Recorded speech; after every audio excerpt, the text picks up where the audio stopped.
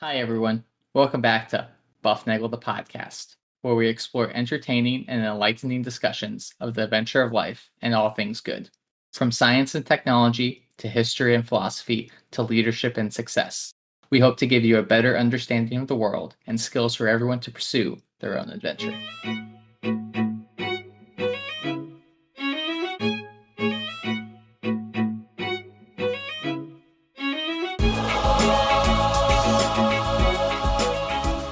Hi, everybody, and welcome back to Bufnagle the podcast, where we talk about all things good in the pursuit of the adventure of life. I am Rafe, and it's Podcast Tuesday, so it's a great day for me and a great day for you. And one of the reasons it's a great day for me is because we have the world's greatest listeners. As you know, you guys have put us in the global top 10% of all podcasts up there. You can reach us at bufnagle@bufnagle.com. Remember to share the love, share the buff, give us a 5-star review, hit subscribe or like or whatever it is on your podcast app or machine, or if you're getting this through like a podcast 8-track tape cassette adapter thing for your car, whatever you're doing, hit the button to let us know that you are out there and that that you give us a like, because that helps us in the ratings. Remember, tell a friend to listen and you will get a free episode. And there's a link in the show notes if you would like to buy me a coffee. Because we all know I need more of that. Hey, not long ago, I was working on a project in the workroom. And this is one of those stories that's all going to come together at the end. So just hang with me on this. And so I have a collection of, I guess I'll call them heavy duty organizer toolbox things that I got, I've acquired over the last decade or so. And I use them to hold screws and bolts and all sorts of kinds of tools and things for the shop. And these boxes stack up and lock together. And I have made some little dollies for them in the past. And so they roll around the shop in this big tower, which is kind of neat because it saves space. But when they're all stacked up, they have to be unstacked in order to be opened. And that's kind of been a long-term headache for me because they open on the top, right? So, and the one on top is sitting on the one on the bottom, so you can't open the one on the bottom. And that's, like I said, that's been a long-term headache for me. And so I've been thinking about how to make that less of a headache. And so I designed a little storage rack for them, a cart, or actually a pair of carts that have some heavy-duty casters on the bottom of them and some open-face drawers on drawer slides that pull out and hold these toolboxes so I can open them and dig around in what's inside them and then close them back up and slide them back in. And of course, the toolbox can be lifted off of that shelf relatively easily. And so I can take it if I need to go somewhere else, like, I don't know, somebody else's house or in the back of the truck or wherever I needed to go. So this design took, it took me a while because there were issues like different thicknesses of the boxes, and they had slightly different shapes and they had different functions. But what they did have in common was this consistent top shape and bottom shape that allowed them to stack. And since all the bottoms were essentially identical, I was able to make the drawer shelf thingies, the pullouts, all the same and all interchangeable, which is kind of nice. But there were some nuances in the design that I had to figure out because it wasn't, how do you do these things? You measure it, you try to get it approximate, you realize there's going to be some error in there. How much error do you account for? 1/8 of an inch, 1/4 inch? Do you want a whole inch? These were the kinds of things I had to work out. And when I have a bundle of these drawers, then I have to get them. You don't want to waste 2 inches on each one. Then you multiply that by 10. And next thing you know, you're almost up near 2 feet of wasted space. So I wanted to be efficient in the use of these materials, right? I didn't want to use a lot more plywood than I needed to because plywood's expensive and there's no sense in doing that. So the other thing I tend to do when I design things like this is I get them, I make things too big, right? They're not human scaled as they should be. I tend to over engineer these things, make them too big or too bulky and not particularly human friendly. So I did what I normally don't do is I made sketches and little drawings, and I did the math, adding up all the, how many drawers at how much size and how much spacing between. And actually I did some formal drawings that my shop teacher back in 6th grade would have been proud of back in my drafting class.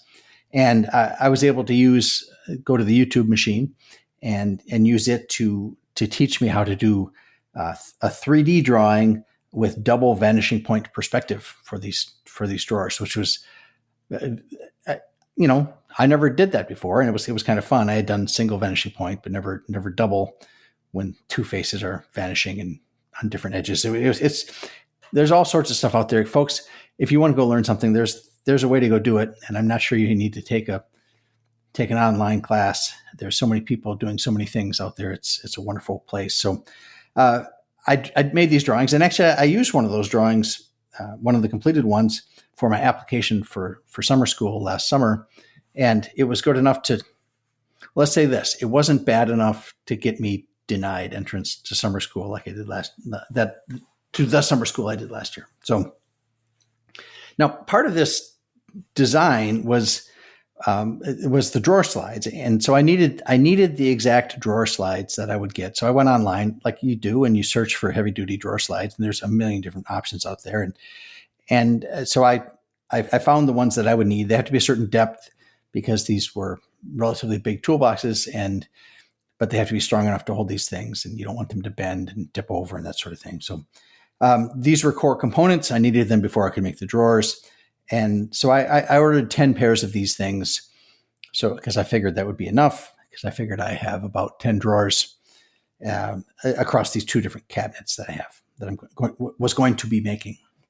So I ordered them, and they came in the mail, a very heavy box, because heavy duty drawer slides are actually very heavy when there are 10 pairs of them in there. And I did final planning based on the measurements of these things. But then, I got sidetracked. Like I said, I went to summer school, and I rebuilt an Ambarola, and I did all sorts of other things since then. And I finally got back to the shop to put these things together. And, it took a while. It took a while. And when I finally made the cuts to the plywood and cut the pieces and did the counting and the final accounting for how big these things should be, I realized I don't have 10 drawers. I have 11. So I had to get one more drawer slide. So I went online to where I'd gotten the drawer slides a year or longer ago, and I tried to find an additional drawer slide. And of course, you know what happened. They come in packs of 10. And you can't buy a single one in that size at that. I think you could get a box of 20, maybe a box of 10, and maybe a box of 8. But the box of 10 was about the same price as the box of 8. Let's just say the cost of my drawer slides went up substantially when I bought one more drawer slide and got 9 free. But that one I bought was very expensive. So I bought another 10 pack of drawer slides, and that's what I had to get if I wanted them all the same. And of course, I do want them all the same so that the drawers are interchangeable and things will work together. But it would have been bad had I had to do it a different way, because then I have to redo one drawer in the whole set, and that wouldn't have worked. So, like I said, I got the pack of 10. I used all but 9 of them in the final toolbox cart thing. And so now I have 9 heavy duty drawer slides left over that I'm going to have to use in a new project. Okay. It's kind of like that situation you find. I guess that's the old, somebody's stand-up routine talks about how hot dogs come in packs of, I guess, 10, and hot dog buns come in packs of 8. And therefore you got to buy 40 to make everything match up. So it's one of those algebra problems that you reach in 9th grade with least common multiple kind of thing going on. So I have extra drawer slides.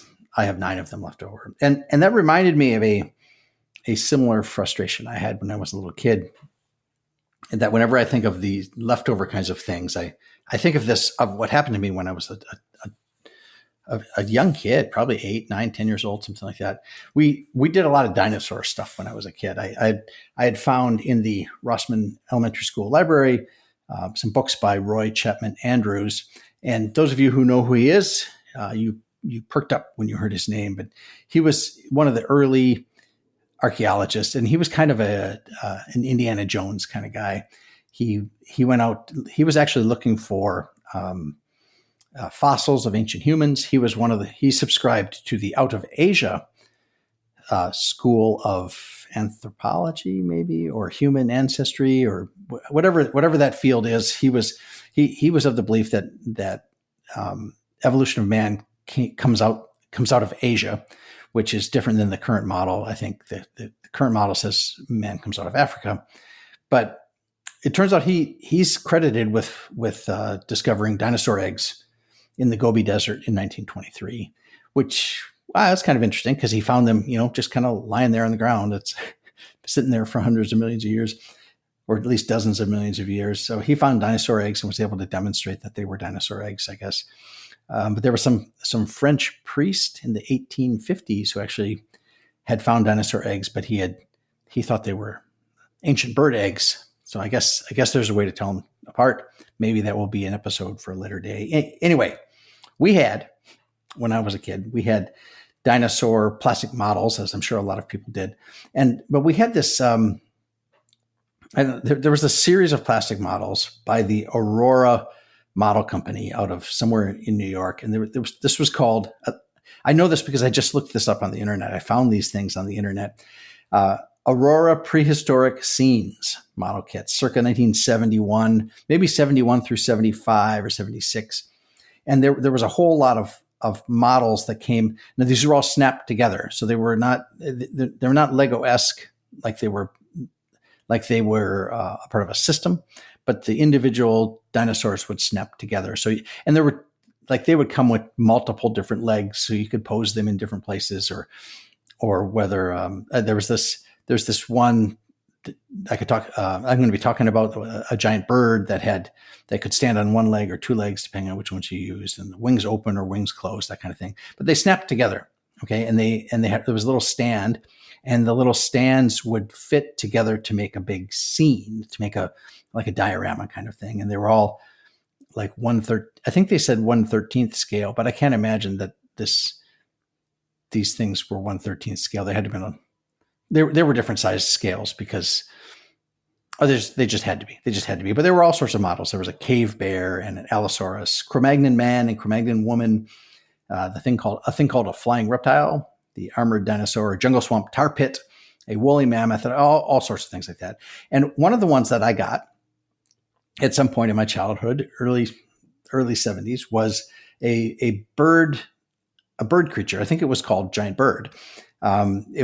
It looked kind of like I don't know, just some sort of evil dinosaur bird, little tiny wings, kind of round belly. Like you take an ostrich and make it, put it on steroids and inject it with some Dr. Jekyll, Mr. Hyde juice or whatever, and you're going to get this evil bird. And it had the bird, and then part of the diorama on the base was the nest. And in the nest were dinosaur eggs. Okay, there's the connection there to Roy Chapman Andrews. There were dinosaur eggs, and one of the eggs that's hatched. Okay, so it's kind of open. There's a little bird inside. So some of these pieces were pretty small. I don't know, a half-inch, like an eighth to a quarter of an inch long, and maybe the size of a very small Lego piece.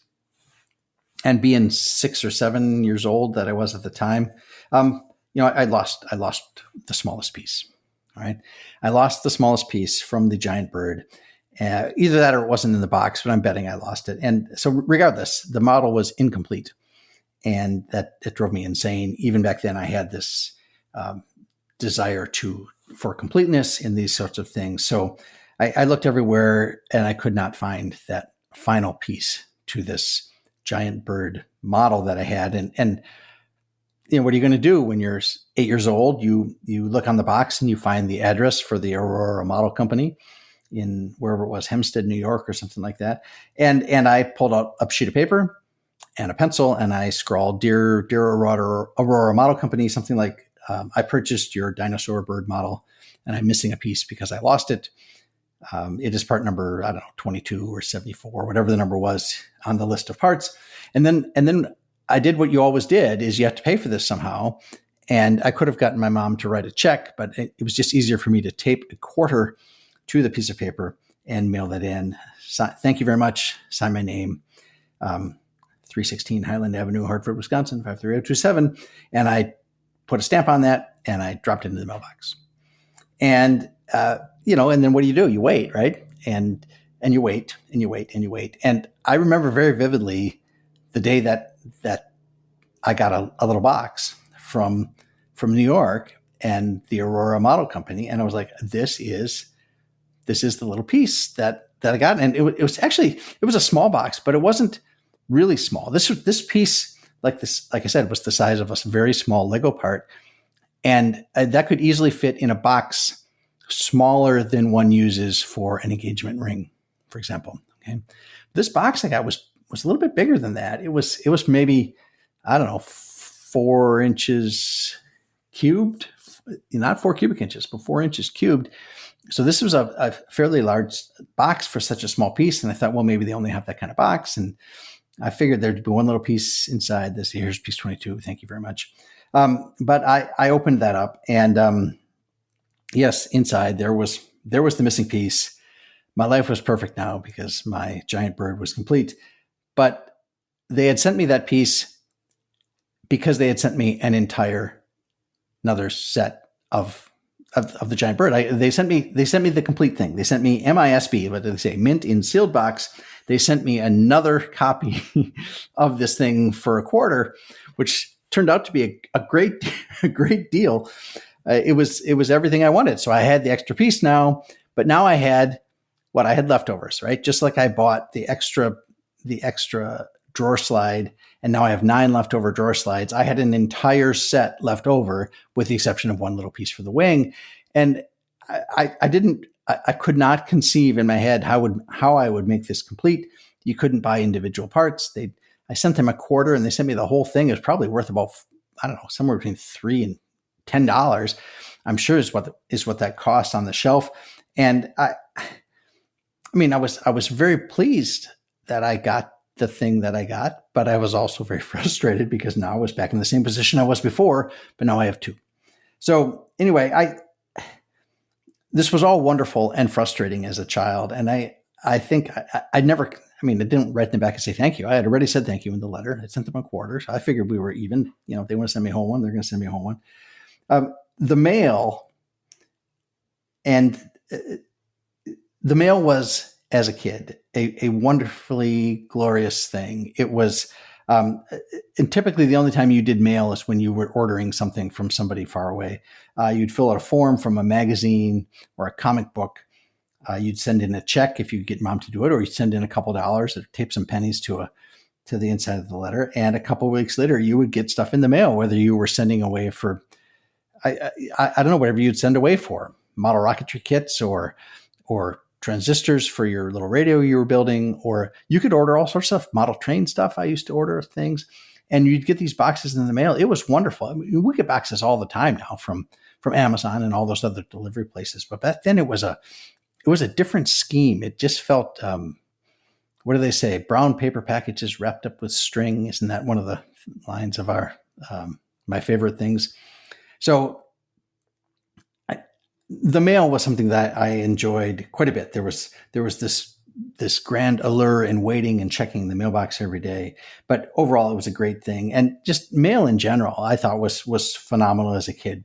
But you rarely got anything of value when you were a kid. And you very rarely get anything of value now, simply because you get so much stuff is done online. There's the once a day thing instead of constant, email is constantly delivered.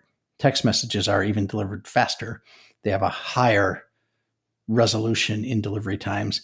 It's a different world now, but my wife's still a big mail checker, loves to check the mail, see what we get. We don't get very much fun stuff now, but every now and then you get something fun. And once in a while, like if you were a kid, you got a postcard from one of your friends who was on vacation somewhere exotic, like Florida, or you'd get like I said, a birthday card. Sometimes the card would have money in it. If it was from grandma, it might have $1. If you had really, what would I say? If your grandma really liked you, might get $2, maybe a $2 bill. When those came back out again in 76, I think. You got, it was kind of cool to get a $2 bill. As I was prepping for this episode, I saw the mail truck drive by and drop stuff in my mailbox, and my copy of Fine Woodworking magazine arrived in the mail. So it was kind of apropos in that sense. So it was all very fun. And when I was about the time of this dinosaur incident, the my late, I'm going to call it my late single digit years, maybe 8, 9, 10, something like that. I started getting something in the mail that I thought was a little bit, well, it was just interesting. I started getting cards from a secret pal. I got cards from a secret pal. Now, it was not a secret admirer. Okay. If you, and it said from your secret pal. That's what it would say. It would say happy birthday, and have a whatever, it's your birthday. You should feel special about that. And it was signed from your secret pal. And then I get a card maybe on Easter or Christmas or something like that. Or sometimes just out of nowhere, I would get a little thing, or maybe sometimes even a little gift. And, but they were always from the secret pal. And I asked my parents, I said, what's the deal? I got this card from a secret pal. And my parents were a little bit, it didn't seem to move them as much as it moved me. They said, well, someone must be looking out for you, or something like that. And I found it very confusing. It wasn't creepy. I didn't find it creepy at all. There was nothing untoward going on there. It was just kind of confusing. And my parents didn't seem to have much interest in helping me get to the bottom of who my secret pal was. It kind of felt a little bit. I'm trying to find the right word where you feel like you are, like somebody else is in the know and you're not, and there's no way to get there, and you feel a little hopeless and helpless in that sense. But I used to get stuff from my secret pal, and most on birthdays I would get those, and sometimes holidays, and sometimes just for no reason at all. And when I was older, like in high school or in college, maybe I might have even got some of these in college. I have to say I don't remember exactly when the secret pal stream dried up, and I never found out who that was. And then when I got much older, like 40 something, maybe even 50, I recalled that to my parents. Hey, remember when I used to get the secret pal stuff? And they kind of said, yeah, I remember that. And they let me know in discussion that they knew who it was. And I asked them, and they told me. And never in 1,000 years would I have guessed who my secret pal was. Our little town of Hartford, Wisconsin, had a gigantic swimming pool. At least from my perspective, it was I think it was commonly referred to as an Olympic-sized pool. It was a big pool. The town was 5,000 people, but it had a pool that I think you could put all 5,000 people in the pool. It was a full 8 lanes wide, and it was 55 yards long, which is strange because most American pools were 50 yards long at that time, not 55. Or a metric pool was 50 meters long, but not 55.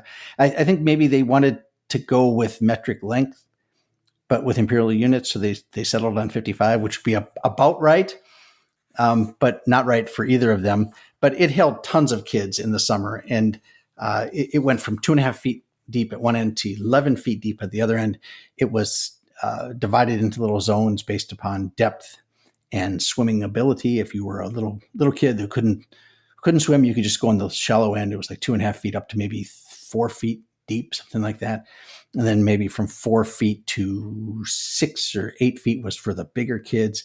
Then there was a section for what they call lap swim. So if you were like a real grown up and you wanted to get there and swim, you could swim back. And all this was back and forth across the pool. Obviously not, all the lanes were the same, but as you went down the lane, it got deeper in one direction. All right. And then there was the deep end, which I think, like I said, was 11 feet. And there were some slides that you could, the little sprayer water thing at the top, and you'd climb the ladder. And there were the one in the little kid area was probably a 6-foot slide. Wasn't that tall, but there was a bigger slide in the big kid area, probably 10 or 12 feet high. And then there were diving boards. Okay. The diving boards were down on the deep end. There was one, I guess we called it the low board, was just is a board that pretty much sat a little bit above the deck, and you could, run out there and jump and dive into the water. But then there was a 1 meter board, a standard 1 meter board with the adjustable bouncy.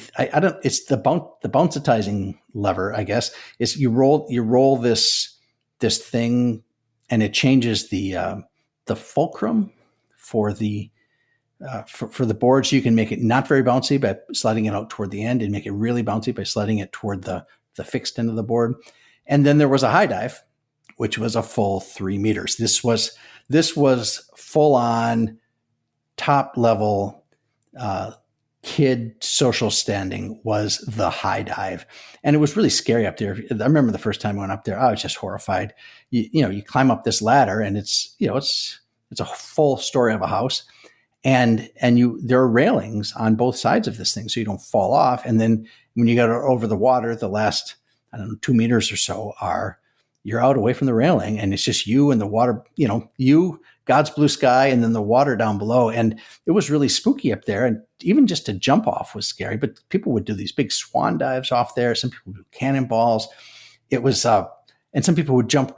They'd really do the jumpy thing and go up there. Now, this was not platform diving, but this was a public pool in a little town, and it had the high dive up there, just like in any of those little kid movies. This was social status on full display on the diving board area, the deep end. This was a great pool. There were the changing areas were right there at the pool. It was open air locker rooms.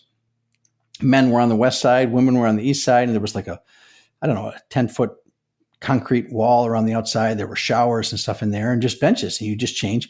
You would show your pool pass to the gatekeeper in the center area, and the gatekeepers would give you a basket for you to put your clothes in, and then you'd go through the changing rooms, put your suit on, and take your clothes off, put your suit on, put the clothes in the basket, hand the basket to the gatekeeper, and take that little safety pin that was attached to the basket with a little number on it, and you pin that to your suit, and that would provide you the identification to get your stuff back at the end. And I don't know. I'm trying to imagine if there was. I'm sure at some point, sometime, some stuff got stolen out of those baskets. But there was so much activity going on, it would be hard to. What are you going to steal from a little kid? Nobody had anything of value. There were no iPhones. There was nobody had any keys to their house because nobody locked your house. I mean, there was nothing of anybody's value. Who wants a pair of denim shorts, some kids' grimy underwear, the sneakers, and a t-shirt? Nobody wants that stuff. So that's what went in the basket, and you got the stuff back out. And on your way out, you could talk to the gatekeepers and get some concessions there at the concession stand: freeze pops, candy bars, sodas, that sort of thing. The diet of my youth, and unfortunately, it's still a component of my diet today. But we lived on the north side of town. The pool was on the south side of town. It was a 1.3. I checked it on the Google Maps yesterday. The distance was 1.3 miles down to swimming lessons in the morning. And then we'd do swimming lessons. We'd bike back home for lunch. And then we'd get on our bikes and ride back there for an afternoon of open swim at the pool. It was days of absolute youthful summer bliss there at the pool, back and forth through town on your bicycle. It was, I know they don't get to do that anymore, and that's kind of sad. But the pool was run by the recreation department. It was owned by the city, and we called it the rec department, I guess. And the rec department was in the old Washington School, which was on our end of town, a beautiful old building that was rendered obsolete when they built the new Rossman Elementary School in 1970. The rec department also ran things like softball leagues and some summer camps and open gym in the winter for basketball, those kinds of things. And to a kid, the rec department, and along with the police, of course, was the city. That was where you saw city government in action. Was the rec department. The rec department ran that, and there was no YMCA. There were no travel leagues. There was just you signed up through the rec department, or you just did your own thing. There was nothing else than that. So the rec department was run by this lady named Carolyn Pipke, and she went by Pip because everybody had nicknames that were pretty obvious back then. So Pip was this single lady about the age of my parents, very generous, kind, and she lived near us on the north side of town. She'd been an athlete in her youth, but I think she had had a disc blowout in her back, and it caused some nerve damage in one of her legs, and she had a limp, and it was really unfortunate because she had been quite the athlete in her youth, and she had a foot drop, and that really hampered her ability to get any exercise. And and there you go. So then you become rec department director in Hartford, Wisconsin. She had an adult tricycle that she rode around because I guess riding a bicycle was not the kind of thing she could do with her disability. But she was jolly, and she was good natured, and we'd see her at church and the grocery store, and she was just part of the community, and she kind of lived up near us on the north side. And we would go to the rec department to sign up for our swim passes or summer softball league or whatever it was. And we would see her at work and we would talk with her, and she would just talk with anybody. My recollection was this. We would see her like I said, at the office in the winter, but in the summer she hung out at the pool because she was the rec department. And in particular, the pool was that was her baby. And she was always advocating. These are my memories as a kid, right? She was always advocating for the pool and the value that it gave to the citizens of our little town. And she always campaigning for money for maintenance and upkeep of the pool, improvements for infrastructure and facilities. And she ran the pool, and she was my secret pal. And she had been the one that had sent me the cards and the occasional gifts. And when I learned that, I figured it must have been that she was taking pity on me for my continual poor performance in the rec sports leagues. In fact, one time when I was a little kid in one of those rec leagues, I struck out twice in the same inning playing softball. I was the first batter up and I struck out. This is slow pitch softball. I struck out. Okay. I struck out for the first out of the inning, and then we batted around, and then I was the last guy up with 2 outs, and I struck out again. I struck out to bookend the inning. I was terrible. I figured that when I learned that she was the secret pal, that she was feeling sorry for me there. But my parents revealed to me that actually she was moved to get me things for my birthday and holidays and such things because she just wanted to be a godmother to someone, and that someone happened to be me. And that's the kind of person that she was. She talked to my parents and got their permission so it wouldn't look creepy and goofy. Okay. So, and all was well. And I just think that was such a delightfully wonderful thing for her to do. I looked her up on the internet a while ago, a number of years ago, actually. And it turns out she had retired from Wisconsin and had moved to Virginia, where I think she had some relatives. And she had passed away at age 74 in the year 2011. And the obituary I found mentioned obviously her late parents and her surviving sister and family. And there was also one line that said Carolyn was director of parks and recreation in Hartford, Wisconsin. And that was it. One line. All those hours of work, doing all the things she did for the city, and in particular for kids like me. And there was no mention of her being a bonus godmother to me. And I have no idea if she sent other kids secret pal cards on their birthday. I have no idea. All I know is that she was very good to me. And the last time I was in my hometown, I drove by the pool, and it is quite the production now. It has grown with the ages to be, they could have torn it down, right, and built an indoor facility or whatever it was. This is Wisconsin, right? This is not Boca Raton, Florida, right? So there are multiple massive water slides, with those, the tubes you slide through. They do all sorts of crazy things, and there have been other upgrades and improvements, and I know Pip would have been very proud of that. And then the other day I saw a birthday card at the store, and it was for a secret pal. So I guess that's still a thing. So again, a story that starts in one place with drawer slides and leftovers leads to another place with like leftovers and dinosaur models coming in the mail, which leads to another place, which is cards from my secret pal arriving in the mail. And all these stories end up, at least to me, they end up in the same place, the discovery of connectedness and friendship and kindness through acts of others. And all these things are being components of the infinitude of the variety of the good.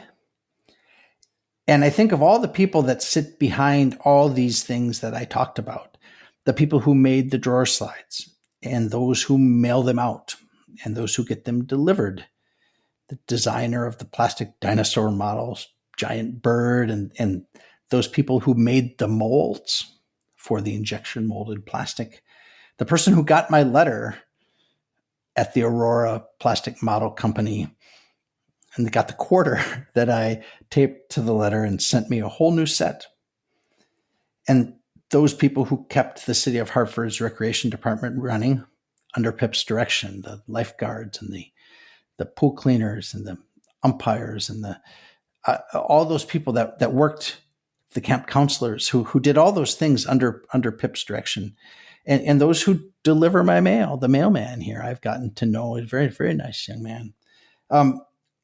All of those things that get done for us by people just living their daily lives, people doing what they do, this grand scheme of community. G.K. Chesterton is quoted as saying that the most extraordinary thing in the world is an ordinary man and an ordinary woman and their ordinary children. And I would add that the most extraordinary things they do are the little ordinary things that keep the world moving, often without gratitude or acknowledgement, oftentimes for people they may not particularly care about or even they might dislike, all without fanfare and without praise. They change tires, they deliver flour to the bakery, they keep the power grid running, they pave the roads and stock the shelves, write the poetry and lay the fiber optic cable, and on and on and on and on. And to those out there who do these things, please accept a grand thank you from me on behalf of all of us. You know, I never got to thank Pip for what she did in her ordinary life by bringing a little bit of joy to the residents of her small Midwestern town, and in particular by being a bonus godmother to me. I think she would have loved to have been a guest on this show. It would have been a delightful conversation, I'm sure. Maybe you can think of this show like a secret pal card weekly coming from me to all of you every Tuesday. So if you're looking for something good to do, maybe find a secret pal card and take a child under your wing. And in the meantime, seek the good. Live virtuously and flourish and enjoy the adventure of life.